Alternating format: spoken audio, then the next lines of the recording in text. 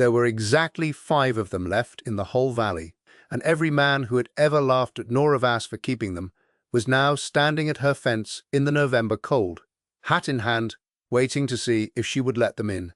The morning had started ordinary enough, grey sky pressing low over the ridgeline, the smell of wood smoke and frost-hardened mud in the air, the sound of her animals moving steady and unhurried in the near pasture. Nora stood at the gate-post and did not move toward the men and did not move away from them. She was 44 years old and had not raised her voice at another adult in 7 years, because she had found in that time that stillness unnerves more than argument. She had learned that lesson from someone else, and she held it the way you hold a good tool, close and without display. Cale Morrow stood at the front of the small crowd. He was the largest timber buyer in the state, and he was a man who confused price with value in everything he touched. His jaw was working in a way that suggested he was revising the speech he had planned to give, because the speech he had planned assumed she would be grateful. She was not grateful. She was waiting, and the 5 mules stood behind her in the pasture like a quiet fact. By the way, wherever in the world you're watching from right now, let me know in the comments.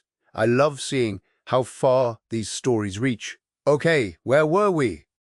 7 years earlier, most of the county would have told you that Nora Vass had lost her mind, along with her husband and her liquid savings, in the same bad 18 months.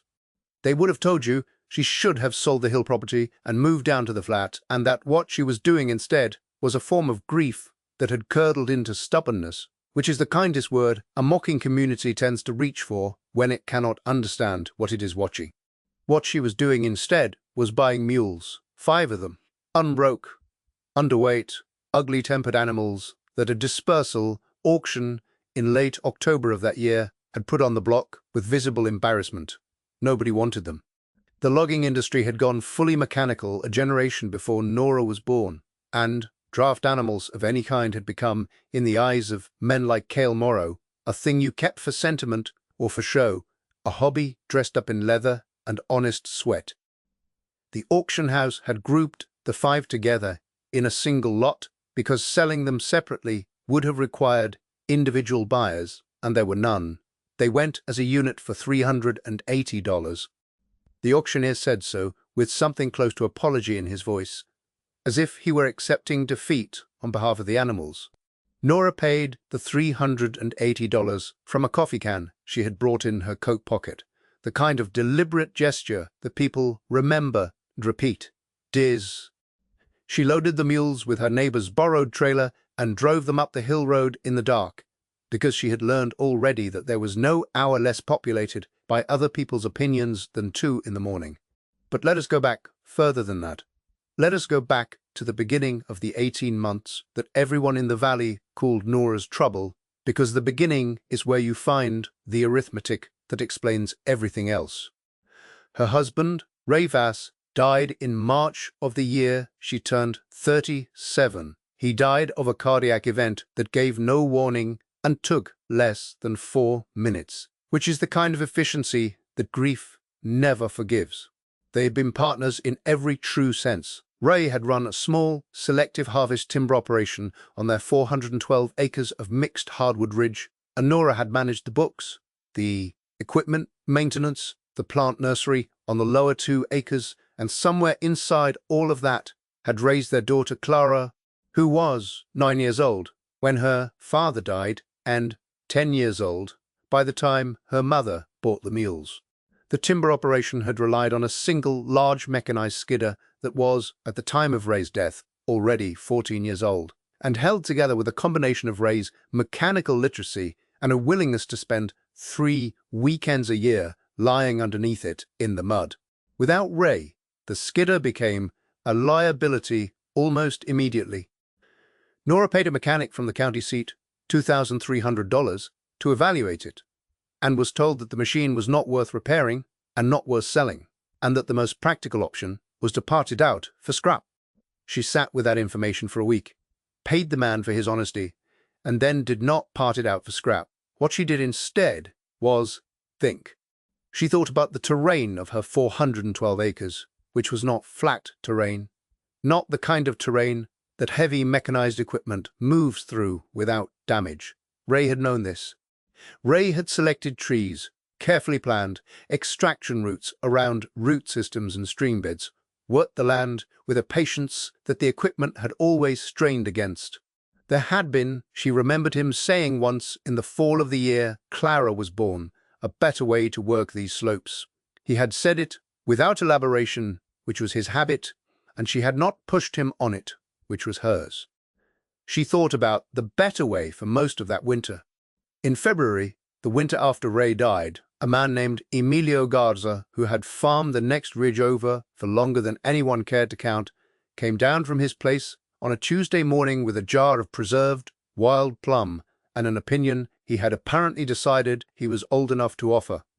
Emilio was 71 years old and had come originally from a part of the high country in northern Mexico where draft animals had never stopped being the primary tool of mountain agriculture, a fact that the valley treated as evidence of his backwardness and that Nora had always privately considered evidence of something more interesting. He set the plum preserves on her kitchen table, sat down without being asked, which was his way, and looked at her for a moment before he spoke. "The machine fights the hill," he said. "The animal reads it." She had poured coffee and sat across from him and turned the sentence over. It was not the most elegant thing she had ever heard, but she had noticed that Emilio's least elegant sentences tended to be the ones with the longest useful life. He told her about working with mules as a young man, the way a good mule team could extract timber from a slope without the scouring compression damage that steel tracks left behind, how they stepped around obstacles that a machine pushed through, how they could work in wet conditions, how they generated no fuel cost and maintained themselves on hay and water and expected no pension. He told her about selective logging operations in a handful of eastern states that had returned to animal power not from nostalgia, but from the mathematics of steep-sloped terrain and sensitive watershed protection. He told her that the forest healed differently behind a mule than behind a machine, which she already half knew from watching Ray's extraction routes regitate. And he told her that there were still men alive who knew how to train a draft animal for timber work, though she would have to look for them. He finished his coffee, stood, and said the thing a second time in a slightly different form. "What is broken in the right place lets the strength come through." Then he went back up his ridge, and Nora sat at the kitchen table with the plum preserves and her notepad and began doing arithmetic. The arithmetic went like this. She had 412 acres of mixed hardwood ridge. She had, in her most recent timber cruise, an estimated 840,000 board feet of merchantable timber at various stages of maturity. She had a harvest plan that Ray had drafted, and she had revised, built around selective cutting cycles that would allow regeneration and prevent the kind of clear cut that both of them had always refused on principle and on practical, ecological grounds. The timber harvested responsibly over the next 15 to 20 years represented a sum she was not comfortable naming aloud, but which she had written at the bottom of her notepad in pencil, circled twice, and then covered with her coffee cup. The machine to extract that timber did not exist on her property anymore. Hiring a contract skidder service would cost her between $60 and $90 per 1,000 board feet, depending on conditions. And on her terrain, conditions were rarely favorable. She had done that math before. She did it again. Then she did the other math. 5 mules, purchased and trained and harnessed for timber skidding, represented a startup cost she estimated at between $4,000 and $6,000, including equipment, a proper shelter addition to the existing barn, and the feed and farrier costs for 1 year, while she learned against the projected extraction savings over 20 years on her own acreage. The number in favor of the mules was not close. It was not a difficult calculation. What made it difficult was that the calculation required believing she could learn to do it, and it required doing it publicly, in a valley that had already decided her judgment was impaired by grief. She decided she could live with that. By the time the dispersal auction came around in late October of that year, she had spent 8 months reading everything she could find about draft animal logging, had corresponded by mail and telephone with 2 operators in Vermont and 1 in western North Carolina, who ran mule teams for selective timber harvest on sensitive slopes. Tashan had arranged to spend 10 days in May working alongside the North Carolina operation, had sourced a set of used harness from an estate sale in the next county for $220, had poured a new concrete floor in the barn extension, and had told exactly one person, Clara, who was 10, what she was planning. Clara had listened with the full and uncomplicated attention that 10-year-olds bring to information they find interesting rather than worrying. She had asked how long a mule lived. Nora had told her 35 to 40 years, if well kept. Clara had nodded as if confirming something and said, "So they'll still be here when I'm grown up." Nora had said, "That's the idea." It was Clara who named the first one. She named him Soot because he was the color of cold ash and had a look about him. Clara said that suggested he had seen things and reserved his opinion. The other 4 she named, in order of willingness to be approached: Patience, Burl, Cinder, and Last. She named the final one Last, not because it was the least, but because it had been the last to let her touch it, and she felt that deserved acknowledgement rather than judgment. Nora thought that was right. The training took the better part of 2 winters and 1 full spring. Nora hired a man named Devereux Holt, who had worked draft horses and mules in Tennessee for 30 years, and who came for 3 weeks in November and 2 weeks the following March, and charged her a flat rate of $900 for both visits, which she paid without negotiation because she recognized competence when she saw it, and because she had learned from Ray that the one cost you do not reduce is the cost of knowledge. Devereux was a man of few instructions and many demonstrations. He taught her the theory of working a mule team on slope, how to read the animal's weight shift as a diagnostic of the terrain, how to set joker chains on logs without binding the animal in a rollback scenario, how to work 2 animals abreast on a side hill pull, which runs cool in most conditions, and what to do when it doesn't. He taught her how to shoe them for the soft, wet ground of a ridge-top harvest site and how to pack a wound on a lower leg, which is the injury a timber mule is most likely to incur. He told her, on the last day of his second visit, standing in the barn with his coat on and his bag already in his truck, that she had a particular gift for reading what an animal was thinking, which was rarer than people supposed. He said it without ceremony, the way such compliments land hardest, and then he drove away down the hill road.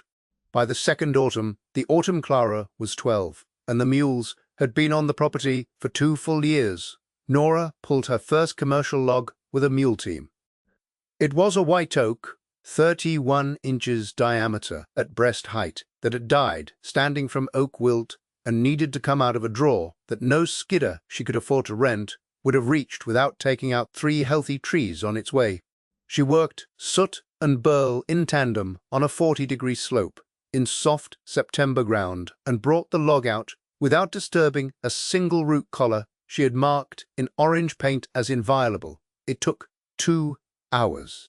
She was soaked through and had strained something in her left shoulder from the chainwork, and the log lay at the landing with dirt still on its bark, and she stood next to it and felt the specific satisfaction of a thing done correctly, which is its own currency and cannot be inflated.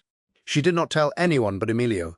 Emilio walked down from his ridge the following Sunday, stood at the landing, looked at the log, and then looked at her. He said nothing for a moment. Then he said, "What is broken in the right place lets the strength come through." He said it the way you say something you have been keeping for a particular occasion. She had stacked the winter's firewood against the barn wall and looked back at him and said, "I know." He nodded. "Now you do," he said, which was a different thing. Through that 3rd winter, she worked the operation methodically, logging 60,000 board feet from her own property in selective cuts, every one of them planned against Ray's original crews and her own revised inventory. She sorted the timber into 3 grades on the landing: prime hardwood to a small specialty mill 40 miles north that paid better than the commodity buyers, secondary to a local pallet operation, and any cull material to a man in the next county who milled it into barn siding and paid her in credit against future milling costs. She kept her receipts in a green accordion file and her running balance in a composition book, and she let the numbers grow without announcing them. She knew something that the valley did not yet know, or rather, she knew a thing the valley knew in the abstract, but had not yet been forced to feel in the concrete, that the timber industry was in the middle of a slow, grinding shift in the economics of access. The easy slopes, the terrain you could run a large machine across without consequence, were producing less and less per acre because the best timber had been taken from them across generations of unsustainable cut. The hard terrain, the steep and sensitive ground that machines damaged, and watershed regulations increasingly protected, held the remaining volume. And the remaining volume on hard terrain required a different kind of extraction. The logging contractors who served her county had not yet fully reckoned with this. They were still invested, financially and emotionally, in their equipment. $200,000 of iron does not encourage its owner to consider alternatives. Cale Morrow, who was the largest timber buyer in the state's western region and who controlled access to the 3 best mills, had built his business on mechanized contract logging and had told Nora at a county extension meeting when the Mules were still new that what she was doing was charming and would not scale, and that she should consider selling her timber rights to him outright for a figure he named, with the easy confidence of a man who had never been told no by someone he considered negligible. Nora had told him no. She had told him no the way she did most things, without raising her voice, without explaining herself, without offering him the satisfaction of visible emotion. She had simply said the number he offered was not the number the timber was worth, and had turned to speak with someone else.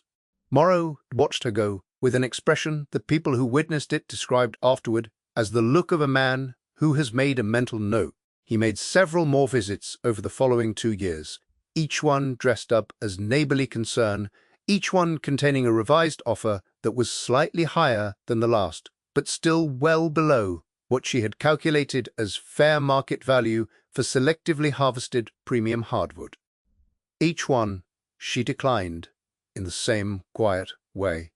Each time he left, he made a remark to someone in the county about the widow on the hill and her working animals, and the remark was always framed with false sympathy, the way condescension tends to work when it wants cover. The 4th year was when things began to change in a way that Nora had anticipated but had not rushed toward. That spring the county experienced the worst infestation of emerald ash borer anyone had documented in the region.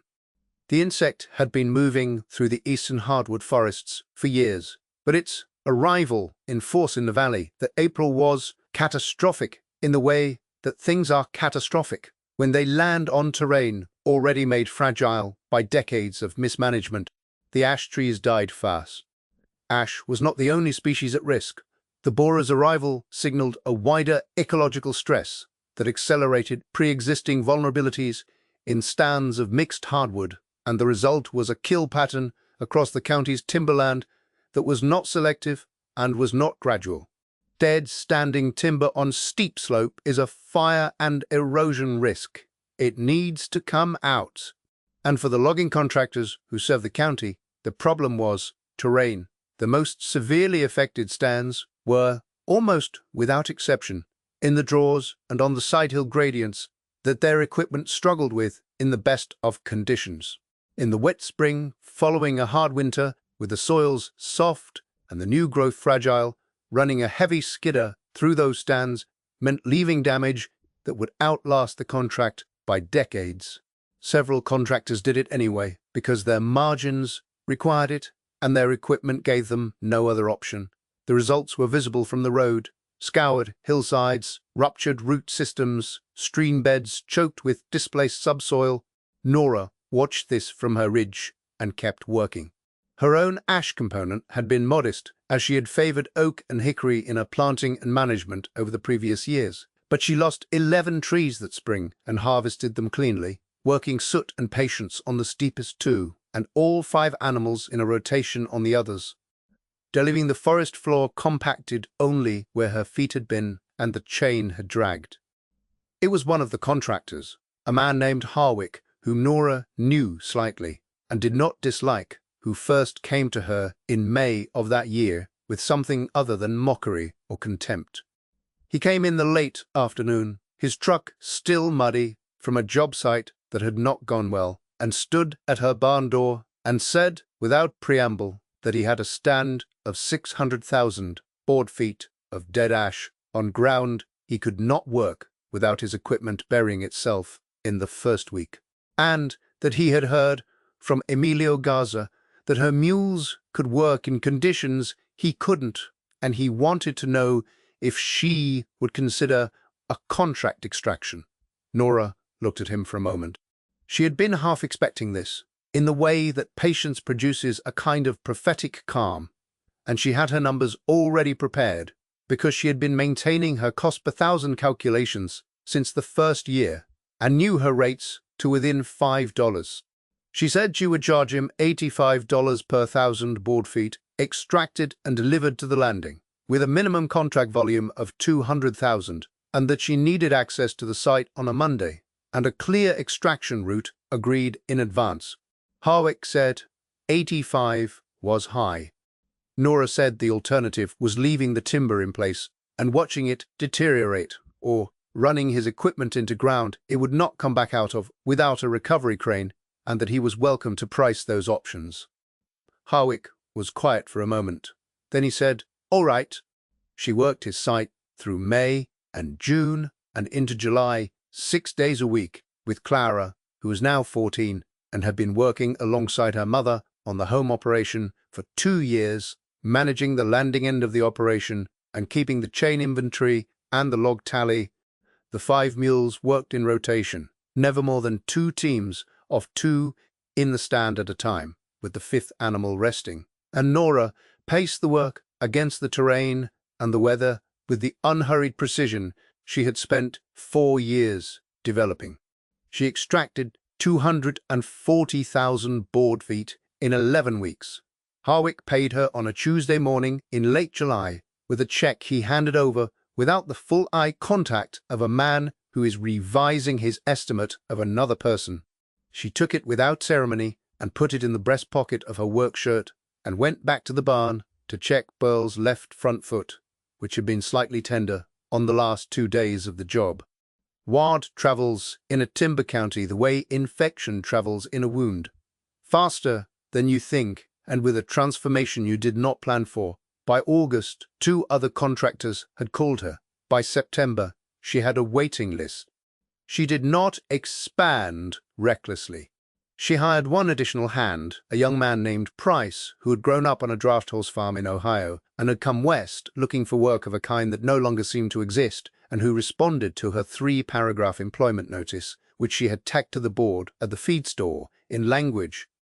Days. She put Price on the landing work and moved Clara to the in-stand chain setting, which Clara accepted with the particular enthusiasm of a 15-year-old who has been waiting to be trusted with the harder job. She did not raise her rates that first season. She had calculated the fair rate, and she charged the fair rate, and she did not inflate it, because demand had increased, because she understood the difference between what the market would bear and what the work was actually worth, and because she had watched enough men in the county price themselves into a corner by confusing the two.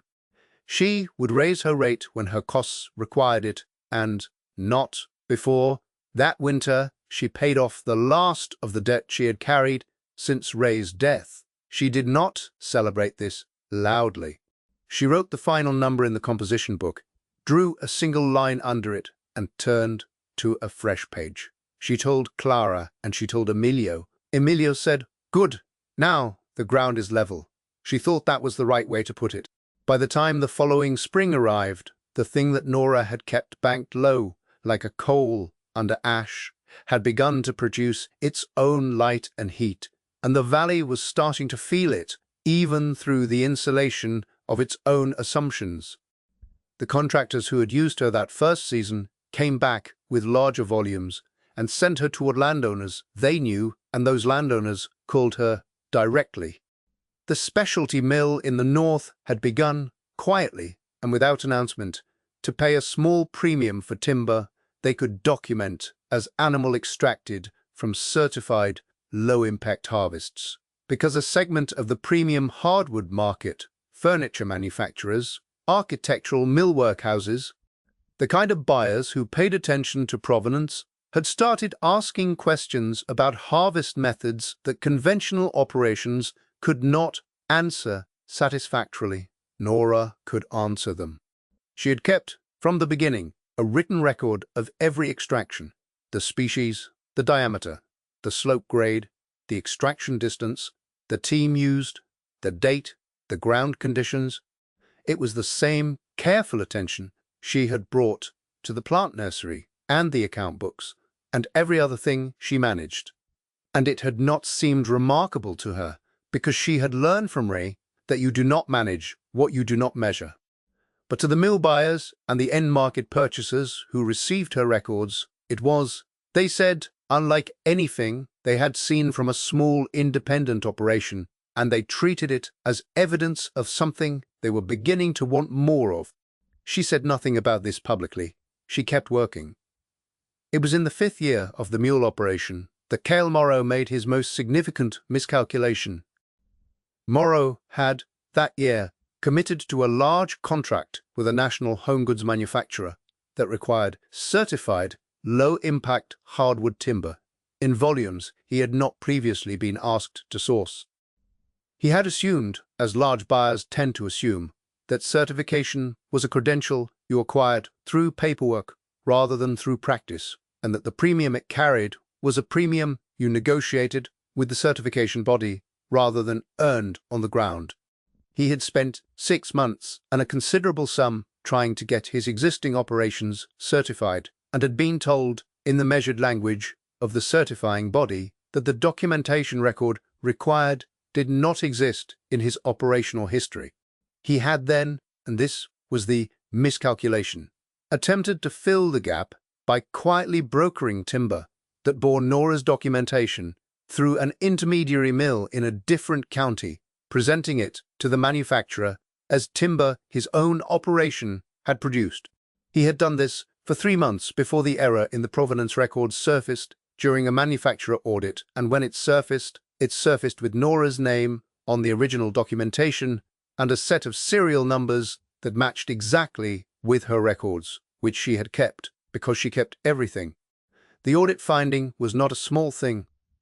It put Morrow's contract in jeopardy and put Morrow himself in conversation with lawyers. It also required, at some point, a conversation with Nora. That conversation happened in late September, before the confrontation at the fence, and it happened in Morrow's office in town at his request, with 2 of his people present and a lawyer whose presence was presumably meant to be reassuring to someone other than Nora. Morrow had opened by saying he believed there had been a paperwork confusion and that he was certain they could resolve it to mutual satisfaction. He had then named a figure he was prepared to pay her for a formal licensing arrangement, retroactive to the beginning of the brokering period. Nora had looked at him for a moment before she answered, which was a habit of hers that made people who were managing something uncomfortable more uncomfortable. She said the figure he named was not the number. He said, with the practiced warmth of a man who had confused warmth with good faith for most of his professional life, that he was being generous. She said she knew what the timber in her records had sold for to the manufacturer, because the documentation bore her log serial numbers, and the sale price was available through the audit record she had been provided. She said the commission due on 3 months of misrepresented volume at the premium rate the manufacturer had paid was not the number he had offered. It was a different, larger number, which she stated precisely to the penny. There was a silence in Morrow's office that had a particular quality. His lawyer was looking at the table. One of his people had developed a sudden interest in the window. Morrow said she was being unreasonable. Nora said she was being accurate, which was a different thing, and that she was available for a further conversation when he was ready to discuss accurate numbers. She stood and left. This was in late September. The conversation at the fence in November was the follow-up. It was the 1st of November, the air carrying the smell of leaf mold and hard frost, the light coming in flat and grey over the ridgeline, and the 5 mules standing in the near pasture with their breath rising in white curls. There were 9 men at the fence by the time Nora walked down to it. Morrow was at the front, and behind him were several of the timber contractors who now worked with her regularly, and behind them were 2 men she recognized as representatives of the certifying body. Morrow had come with a revised offer and the presence of other people as a kind of social pressure, which suggested he had either misunderstood her completely or was hoping that the arithmetic of embarrassment would move her where the arithmetic of money had not. Either way, it was the wrong tool. He started with the revised offer. It was higher than the first one. It was still not the number. Nora looked at him with the unhurried stillness of someone who had spent 5 years answering doubt with labor and found that patience had a longer reach than noise. She said, "Cale, you know what those 3 months of volume were worth? You had the same audit documents I did." He said the market had been favorable, and that didn't necessarily. She said the market being favorable was not a complication, it was a fact. The commission on favorable market transactions was still a commission on favorable market transactions, and the number was the number she had stated in his office in September. One of the contractors behind him, Harwick, had the particular expression of a man who is not surprised. Morrow said she was asking him to pay for what had amounted to a miscommunication. Nora said a miscommunication was when 2 parties had different understandings of an agreement. They had not had an agreement. He had sold her documentation without her knowledge, and the price was what the documentation had been worth, minus nothing. He stared at her. His jaw was working again, that revision of the planned speech, and around him the men at the fence were quiet in the particular way of a crowd that is watching arithmetic solve itself. She said the last thing slowly and clearly. "The way you say a thing you have been patient enough to earn the right to say. Cale, you counted my logs. You knew what was in those records because you had to know to sell them.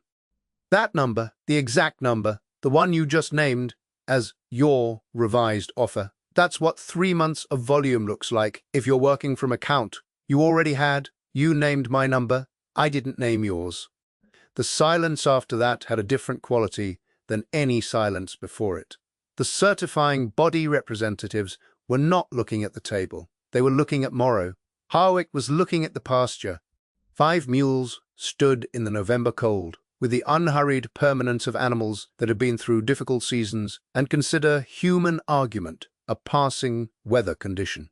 Morrow was quiet for a long time. When he spoke, it was in a different register. The bluster drained out of it, which left something smaller and truer behind. He said he was prepared to pay the stated figure. Nora said she was glad to hear it. Then she said something else, which was the part that the men at the fence talked about afterward more than any other part. She said that she also had a proposal and that he was welcome to hear it or not, as he chose. She said she understood that his contract with the manufacturer required certified low-impact volume on an ongoing basis, and that his existing operations could not produce it. She said she was willing, at a fair rate, to provide extraction documentation services on a contract basis for any of his landowner clients who had suitable terrain and a management plan she could approve. Fair rate being a term she defined in 3 precise sentences, and approving the management plan being a non-negotiable condition. He said she said it was fair or it was nothing, and that he should think about it and let her know by the end of the week. He left with the other men, and Nora watched them go down the hill road in the November flat light, and then she went back through the gate and stood for a moment in the pasture. Zut came to her, the way he always did, with the deliberate economy of a creature that considers affection worth making a small effort for. She put her hand on his neck and felt the warmth of him against the cold morning. The solid, muscled patience of an animal that had been dismissed, and then had done the work, and was now the reason 10 men had driven up a hill road on a cold morning. Clara came out of the barn with a water bucket and stopped and looked at her mother and then at the road where the trucks had gone, and then back again. "Well," she said. Nora said, "He'll call Thursday." He called Thursday. The arrangement she reached with Morrow was not the arrangement he had wanted. It contained her rates, her conditions, her approval of harvest plans, and her name on the documentation. It contained no compromise on any of those points, because she had not built 5 years of unglamorous precision to give the margin of it away at the moment it became valuable, but it also was not punitive. She had priced it fair, and she had meant it to be fair, because she had understood since the first winter, with Emilio's plum preserves on the table, that the arithmetic of survival was always a longer calculation than the arithmetic of winning, and that winning was not in itself a crop. By the following spring, she had 3 crews working, her own on the home acreage and the close contracts, Price running a second team on the contracts she had taken on in the previous year, and a new hand she had hired in February, a young woman named Sarah, who had contacted her after seeing the documentation methods described in a forestry journal and had arrived with a background in ecosystem science and an eagerness that Nora had recognized as the productive kind. The valley had shifted in the way valleys shift, not with announcement, not with the drama that the original mockery might have earned in reversal, but with the quiet rearrangement of who called whom and what the call was about. The contractors came to her first. Now, before they committed to terrain they were uncertain about. 2 landowners in the adjacent county had inquired about management plan reviews. The mill in the north had extended its premium arrangement to a formal annual contract. Emilio walked down on a Sunday that April to see the new crew configuration, which Clara had diagrammed on the barn door in chalk, team assignments, rotation schedules, contract sites, marked by acreage, a diagram that had a clean logic to it that pleased Nora each time she looked at it. He stood in front of the barn door diagram for a long time. Then he looked at Nora. He said the thing a final time, but this time he said it differently. Turned it over so the other side showed. "What is broken in the right place," he said, "lets the strength come through." She had the right place. He looked at Clara when he said the last part. Clara was 17 now and had the same quality her mother had, the stillness that comes not from the absence of feeling but from a surplus of purpose. She received the compliment the way Nora received most things, with a nod that acknowledged it without requiring it. Nora looked at her 5 animals in the pasture. Soot was 15 years old and had not slowed in any way that mattered. Patience was approaching her best working years. Burl and Cinder and Last had developed, over the seasons of work, a coherence as a team that Devereaux Holt, if he had seen them, would have recognized as something that cost no money and could not be rushed, the knowledge of shared labor, the confidence of animals that have been asked to do hard things and have done them. $380, 7 years ago, in October, at an auction where the auctioneer had sounded like an apology. The composition book now held a different set of numbers. She did not display them. She had not been made cautious by success, which is the trap that waits for the vindicated. She had been made more careful, more patient, more precise, because she understood that the work was the thing, and the ledger was just the record of it, and that the record was only interesting insofar as it allowed the work to continue. The pasture on that April morning was green in the early way, the light coming long across the ridge, the animals moving through it with the unhurried confidence of creatures that had been dismissed and had outlasted the dismissal. The air smelled of new mud and split wood and the particular sweetness of a barn that has been well kept through a long winter and is now breathing out into the spring. Nora watched them and thought about the next 20 years, which was still mostly unwritten, and about the 412 acres that was still mostly standing, and about the timber she had not yet touched and would not touch before it was ready, and about Clara, who would inherit it and who would know by then what Nora had taken all that cold and patient time to learn, that what is broken in the right place lets the strength come through. That silence is its own kind of reply, and it tends to outlast the noise. That the arithmetic of survival is not the same arithmetic as the arithmetic of winning, and the one that takes more patience is the one that balances. 5 mules stood in a pasture in the April morning, and a woman who had once been the subject of the valley's pity stood among them, no longer alone, with her accounts, finally, thoroughly, and on every page she cared about, in the black.